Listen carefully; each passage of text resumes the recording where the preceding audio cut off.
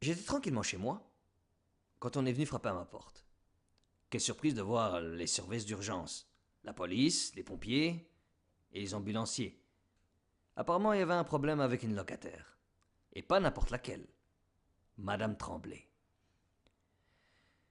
Selon les services d'urgence, elle était sur son balcon et elle faisait des problèmes. Là, je me demandais quel genre de problème. Le capitaine des pompiers me regardait et me disait ben viens voir par toi-même. Là. Et il dit c'est pas drôle. Là. Arrivé devant la façade de l'immeuble, je vois Madame Tremblay sur son balcon. Et ce qui m'a tout de suite attiré l'œil, c'est qu'elle portait une tenue d'Ève. Oui, elle était à poil. Elle était nue. Comme son premier jour à la naissance. Elle était... J'essaie de m'effacer cette image de la tête, mais je n'arrive pas. Elle était nue.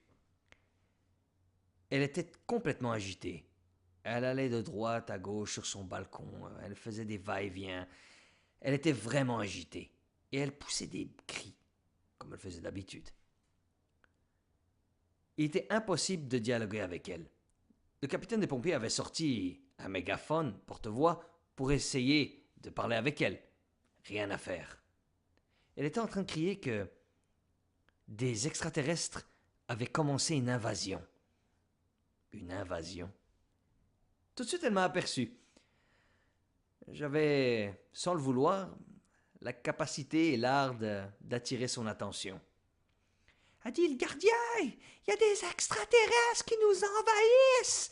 Mais tout le monde s'en fout. Tout le monde s'en fout. Mais moi, je le sais. Parce que, pour qu'ils nous captent pas, là, il faut se mettre tout nu. Je me suis mis tout nu. Mettez-vous tout nu. Oui. Qu'est-ce que vous voulez répondre à ça? Oui, j'avais rien à répondre, mis à part de rire. Les pompiers et les ambulanciers ne trouvaient pas ça très drôle. J'ai dit, on fait quoi? Je dis, est-ce que vous allez chercher votre hausse d'incendie? Est-ce que vous commencez à la calmer avec ça? Il dit, ouais, il dit, si les droits de la personne me le permettaient, je le ferais, là, mais non. Et je peux pas faire ça. Et là, elle continuait. Les extraterrestres, ils vont nous attaquer, ils vont nous envahir. Ils sont là. Il y a déjà des locataires qui sont devenus extraterrestres. Mais je le sais, moi, j'ai l'œil. Et pendant qu'elle parlait, elle était en train de se toucher la poitrine. Elle faisait des mouvements de va-et-vient tout en faisant des gestes obscènes, dont elle aurait pu se passer. Là, le spectacle durait pendant plusieurs minutes. Et en discutant avec les policiers, j'essaie de comprendre, en disant est-ce que là, vous allez faire quelque chose, ou vous allez pouvoir la taiser depuis là où on est, ou bien vous, les pompiers, vous allez pouvoir mettre la grande échelle, ou vous, les ambulanciers, vous allez pouvoir lui lancer une fléchette de tranquillisant, parce que Mme Tremblay n'ouvrait pas la porte de son appartement. Donc l'option de défoncer sa porte était plus qu'inévitable. À coups de hache, les pompiers se sont fait une belle entrée. Mme Tremblay menaçait presque de se jeter depuis le balcon. Finalement, c'est au bout d'une sérieuse lutte avec Madame Tremblay qu'on a réussi à la maîtriser. Chose que moi-même aussi je me serais bien passé pour cette journée-là. Lutter avec une femme pareille, complètement nue, pour essayer de la maîtriser et la mettre sur un brancard d'ambulance,